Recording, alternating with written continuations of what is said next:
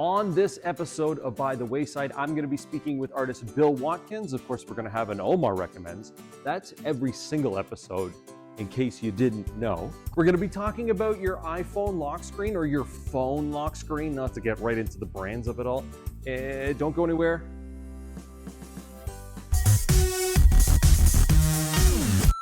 I wanted to talk about your iPhone lock screen or your phone lock screen. All different phones have different lock screens, and you know what a lock screen is. I'm not going to get into the minutia of what a lock screen is. So if you have a photo on your lock screen, I wanted to point out the things that I found online, that what it means to know who you are and what it says about you, depending on what is on your lock screen.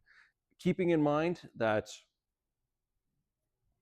the internet, I got this from sweetiehigh.com. That'll pop up here.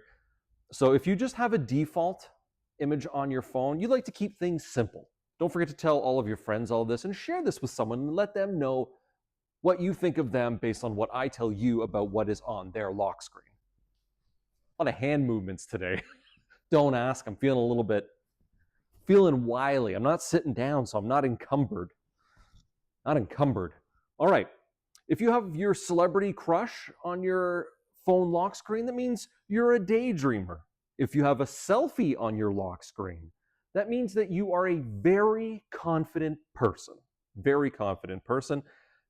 you have a picture with friends, or just your friends, or with your friends, that means that's your inner circle, and that defines who you are. Those are the people that you trust the most, and you will always ask them first about what you think you want to do, or you'll ask them first about their opinion on something before you move ahead. If you have a picture of your family, I don't know if that just means like your mother and your father, or your sister and your brother. Maybe it's your wife, husband, son, daughter, that kind of thing. You always trust them, and it reminds you of where you come from. It reminds you of who you are when you have a picture of your family on your lock screen. Your significant other. That's easy enough. Your significant other, you're their other half. You see them as the other person, like you two are peas in a pod. If you have a picture of nature that you didn't take, it means you're an idealist. If you have a character, like your favorite pop culture character, like say Captain America or Freddy Krueger, or that means that you're striving to be more than you are. Keeping in mind, this isn't all scientifically based research. I got this all from sweetiehigh.com. So go check it out for yourself if you want. If you have an inspirational quote, it's just something that you will remind yourself. If you have art, it means you're a creative person.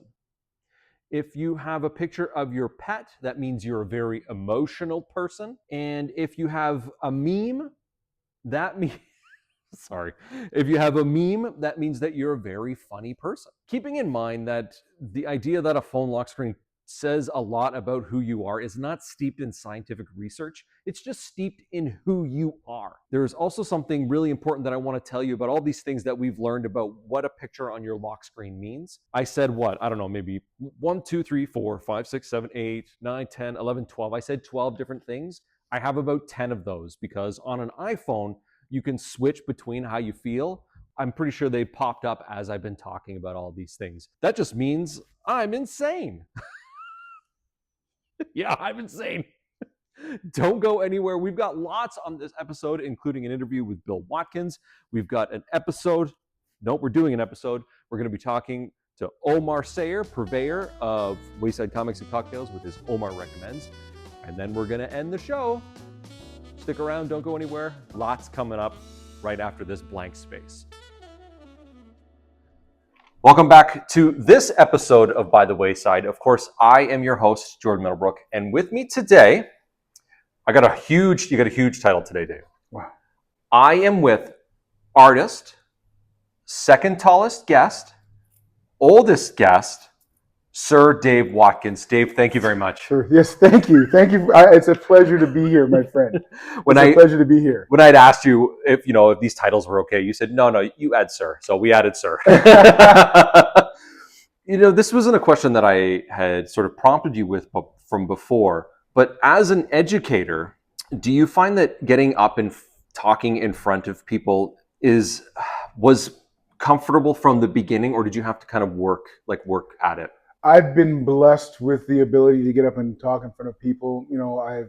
I come from a line of entertainers. My family was, in entertainment. My grandfather used to do vaudeville. He used to dance with Bojangles. So Oh, really? Yeah, it's part of my family. I have no Caribbean roots, so a lot of people, in Canada, come from the Caribbean. I have no Caribbean roots. My father's side is Underground Railroad, so my father's side escaped from Virginia in the early 1800s, and my mother's side's from Arkansas. So they got together and we settled in Windsor, and somehow I made my way up here. But if you're comfortable speaking in front of people, so obviously, yeah, because of the ADHD kicks in, and then all of a sudden I'm 1,000 miles from where we started. Then you and I have so much more in common than you might think. My ADHD keeps me talking, and sometimes I'll forget what I'm talking about. This will be a 4-hour interview with 3 questions. Well, let's see. We got 6 questions. Let's see if we can keep it under 20 minutes. That sounds good. Dave. Yes. Your career as an educator intersects with the creative arts. Was there a catalyst that enabled that connection? Well, I think, first of all, I was always an artist. Like, I was drawing from the time I can remember, sketching in my textbooks when I was in elementary school. I had this fascination with Planet of the Apes. I kind of am the sum of who I am. Yeah. The sum of my parts, hopefully greater than the sum of my parts. But because I was an artist, I brought that into the classroom, because that was also a way of engaging students, because sometimes I just sit and I draw. Yeah. And then at lunchtime, I'd have 2 other kids coming in and they'd sit and draw. And then I had the whole room that would be sitting and drawing at lunchtime. And then I turned that actually into a comic book class. And it really came from the fact that I wanted to draw and the kids wanted to draw with me, and I was showing them some stuff. And I was blessed with being educated from some really dynamic artists, like Ken Lashley showed me a lot of stuff. Arvell Jones is a mentor of mine. And these guys were instrumental in me getting better, because I always thought I was good. And then as I got older and as I got better, I realized I wasn't good. So that was one of the biggest things it was one of the biggest factors in me really being a comic book artist, was, understanding that there's always something to learn. And I never want to be able to say that I couldn't get any better. So I always and I'm 61. So I'm constantly trying to learn. I'm always most of the comic books I buy, I'll be honest, I use flipping through them and looking at the art, because there's so much dynamic artwork. Yeah. And I try to push that and connect with the kids on that same level. And some of my students have become dynamic artists. You and I talked off camera, and I mentioned multiple times over the course of episodes of By the Wayside that one of my art teachers was a huge inspiration for me. And a lot of just one sentence that he said to me in grade 11 back in the 90s was something that I've carried on up until now. So I believe, and I said to you, and I've said multiple times, I believe that educators are a massive influence and huge importance in today's world. And I will take that to the grave. The grave, Dave. Well, the thing is, just to springboard off of that, I feel that I really undervalued, when I was in high school, the teachers, not just the art teachers, but the teachers in general that I had, and the art teacher that I had, Miss Temchev. She was fantastic, and she taught me so much. But more than the technique, she taught me how to think like an artist. Yeah. And I try to pass that on to the people that I try to mentor and teach as well. That's awesome. It's important when, as an individual, not just you specifically, but anybody can remember that, well, it's not a bad thing for someone just to mentor someone, but to take what you learned from your mentor and pass that knowledge on. And I'm still being mentored. The number one, Serge, he's here every once in a while, and Serge is an amazing artist. And we go back and forth. He'll text me at 1 a.m. He'll text me a picture that he's done. What do you think? Da, da, da, da.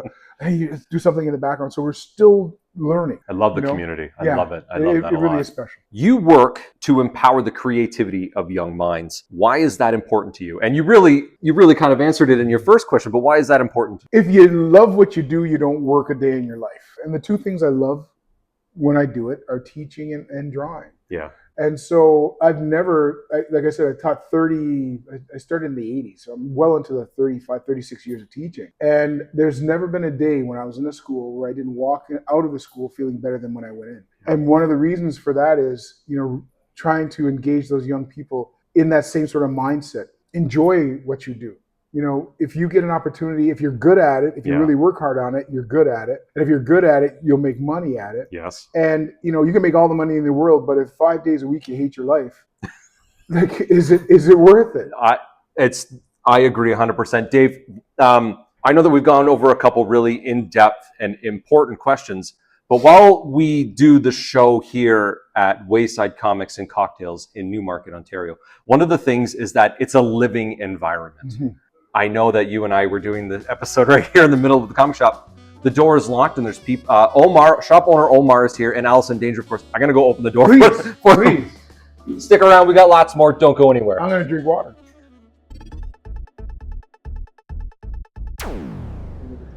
You're preaching to the choir, my friend. Yes. Your comic work. Yes. The Beat.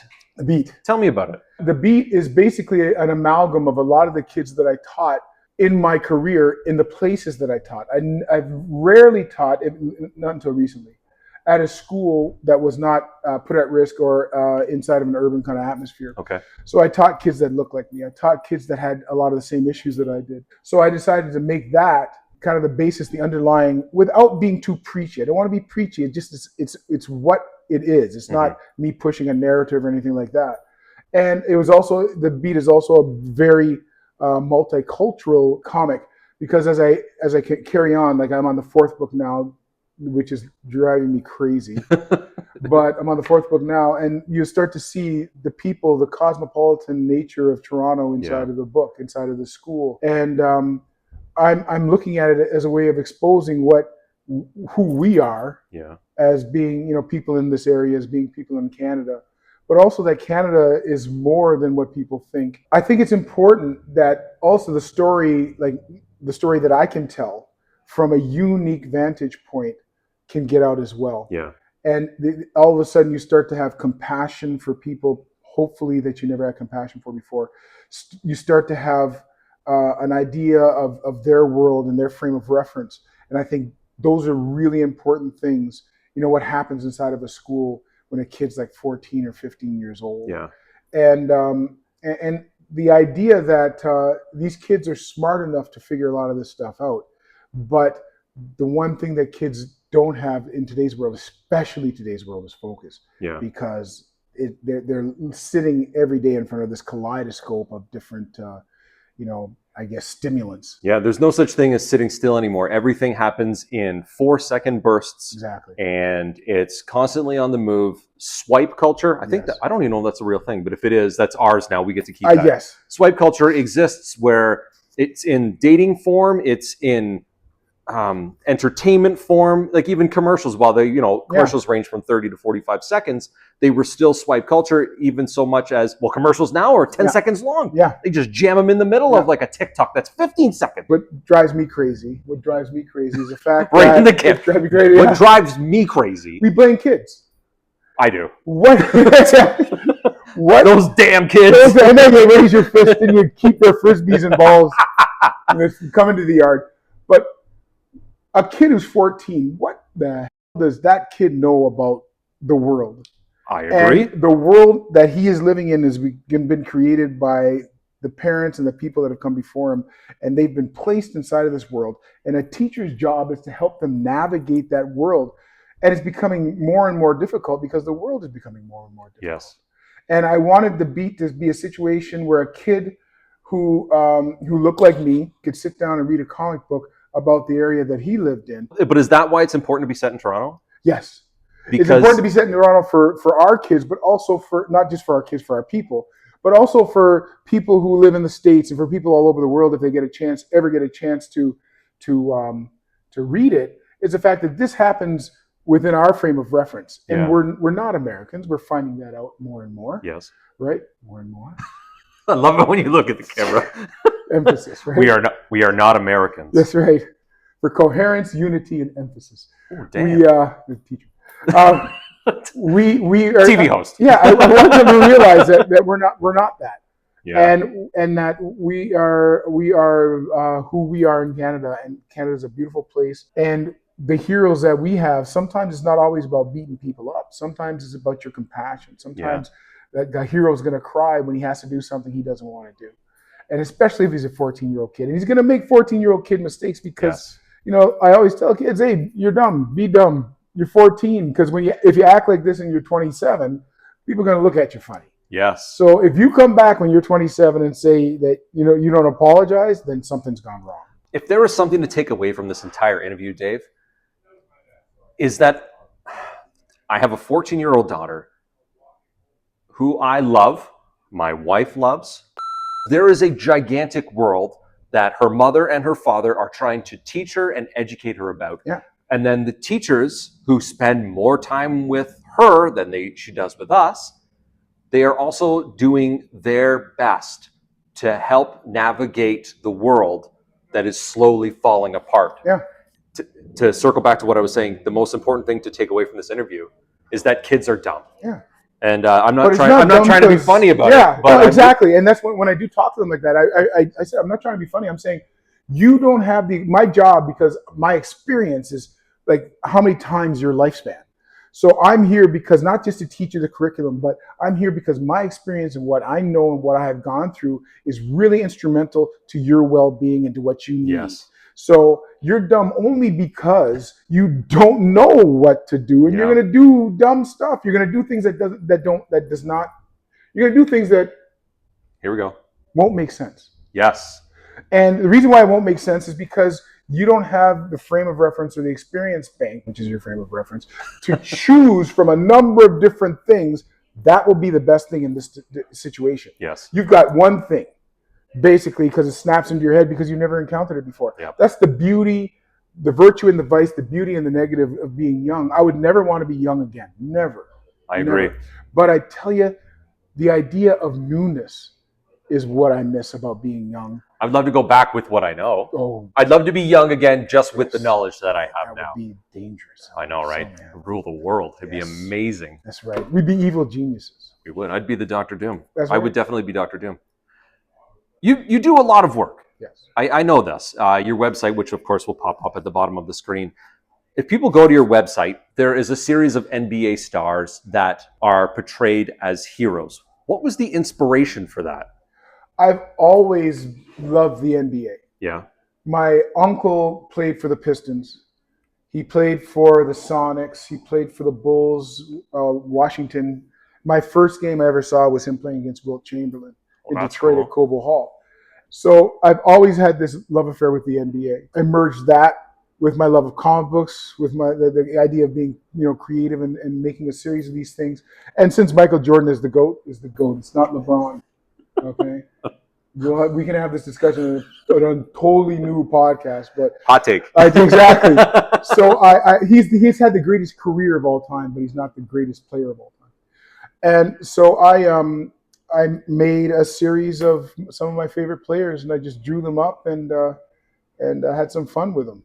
Well, they're all excellent. And I know I told you we have a Sir Charles Barkley one at home because it's a great piece. And he's always been Sir Charles Barkley, and it's this really cool sort of, again, the pop cultureness of it, because he's been called Sir Charles Barkley for as long as I can remember. Yeah. And I remember seeing that when it was on your table, and I said, that's awesome. We ended up I buying love it. Charles. He's my size. He's only 6'4". Yes. And yet he played against guys who are 7 feet tall. And even the guy who trained Jordan said that he was the best athlete at his time in the NBA. It was actually Charles Barkley. It's about perseverance. About perseverance. As a visible minority, have you ever felt with your artwork there was pushback because of how you look? To be honest, in the comic book world, it's funny. No, I never got pushback from the books themselves. In my life, I've had a number of situations that have been crazy.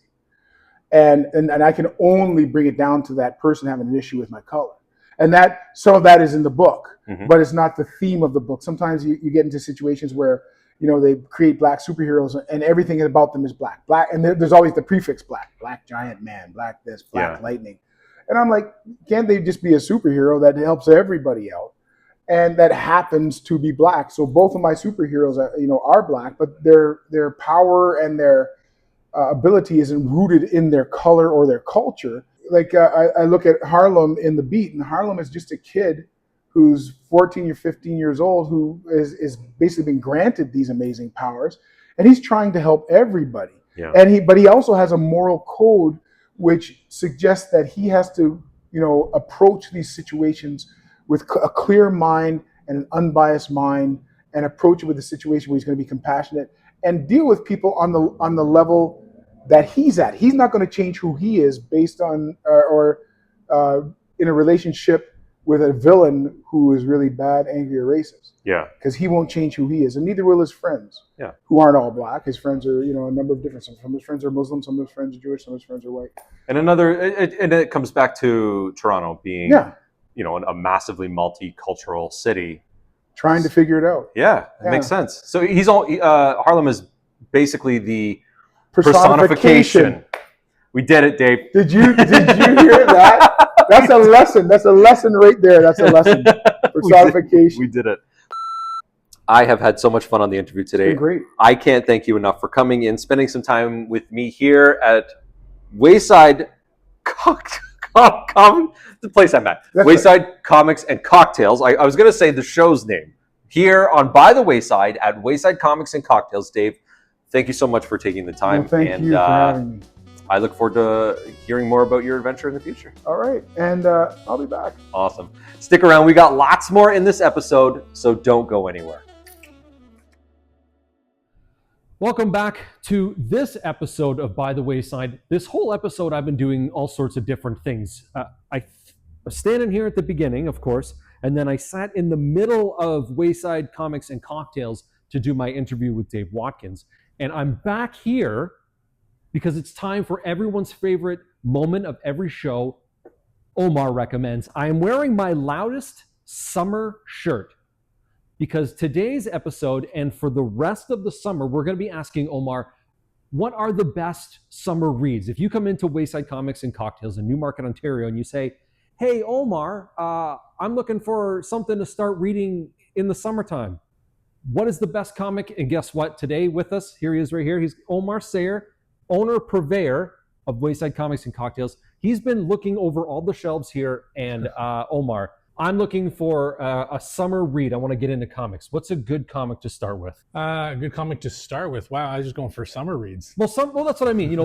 It's July now, so let's say we're starting summer. All right. Do your thing. So the first book that comes to mind, just at the moment I hear summer, is a book called Summer Blonde by Adrian Tamine. The summer for me is very much about, I don't know, I like intimate stories, and I also like settings. And Summer Blonde by Adrian Tamine very much plays like an indie film, and I really enjoy it. It's definitely a very personal story, and I feel like the summer's a little bit for that, a little bit for introspection and smaller stories. Perfect. What about number two?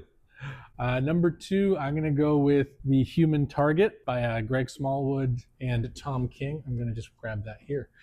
I love me some good crime noir in the summer. There's something about just that almost feeling of heat and like in a PI's office, like a steamy, and just like the dame walked into the office. Exactly. There's a whole setting to that, and this plays very much within the DC universe. It's about a guy the human target, who's been injected with a poison that was intended for Lex Luthor. Now he has 12 days to figure out who his murderer is, and it takes place in the summer. That's cool. And the artwork is gorgeous. The character writing is absolutely phenomenal, and I highly recommend it. Yeah. That's why it's the Omar Recommends segment. That's why it's the Omar Recommends. So I'm going to put right this on target. We talked about doing a bunch of different comics. What about number three? He's going to pull it off the shelf again. This is what happens when you work at a comic shop. Whenever you recommend something, you always have it readily available, just like Human Target. We try. That worked out perfectly. I'm going to go with Day Tripper by Fabio Moon and Gabriel Bagan. Similar with Summer Blonde. It's Come over this way. Personal story. In here. Here we go. I'm being positioned. But yeah, Professional. It questions what are the most important days of your life. And I think that kind of introspection really makes you, reading a book like this about someone's life makes you enjoy the moments that you're in right now. And again, we don't have that many summers in our lives, really, if you count it down for how many you have, maybe 75, maybe 85. So yeah, just appreciate the time you have. And a book like this really does make you appreciate the time you have.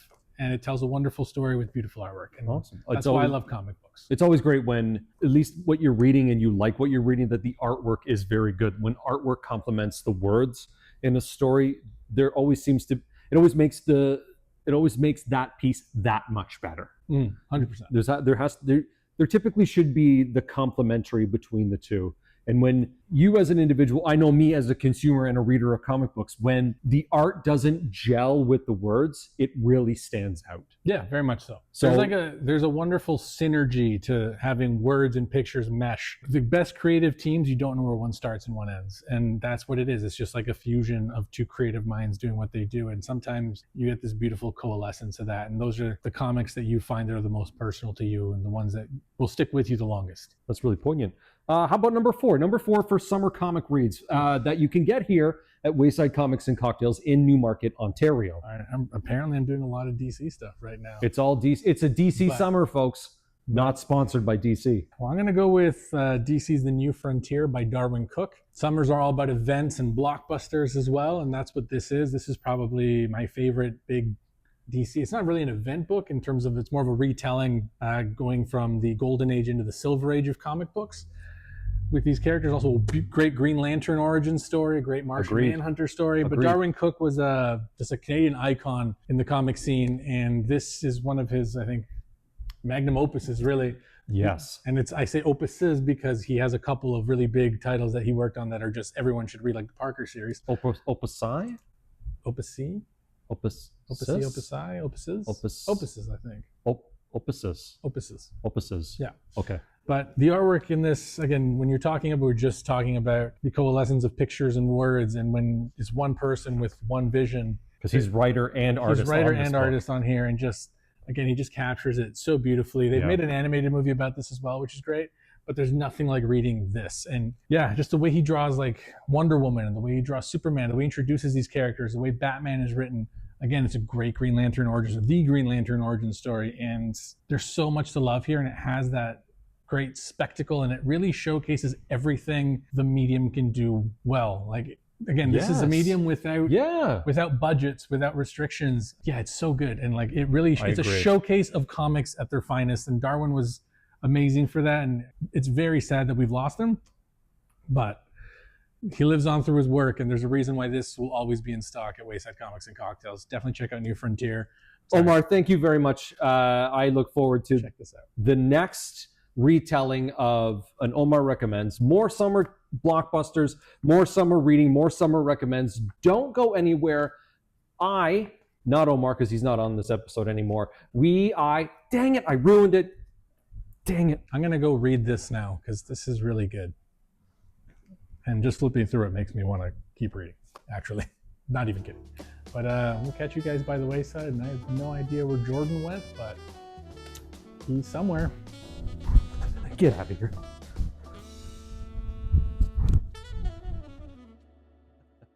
And that is an episode of By the Wayside, the show that's mission statement is to introduce you, the audience, to creative people. And I think that I have done that on today's episode. I want to thank my guest, Bill Watkins, of course.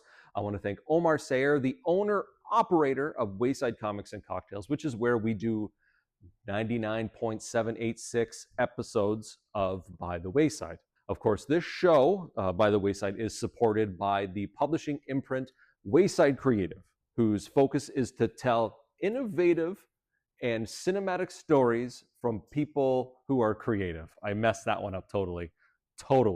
Where is my social medias? I did this last time. I'm not sure. They might pop up here. I would love it if you would follow, like, subscribe, comment, share, let everyone know, because when you do these things, that means that you are enjoying and liking all the cool stuff, and your support means the world to me and all of the people that are involved here on each and every episode of By the Wayside. I am your host, Jordan Middlebrook. I'm also just a guy, Jordan Middlebrook. And I will definitely catch you by the wayside.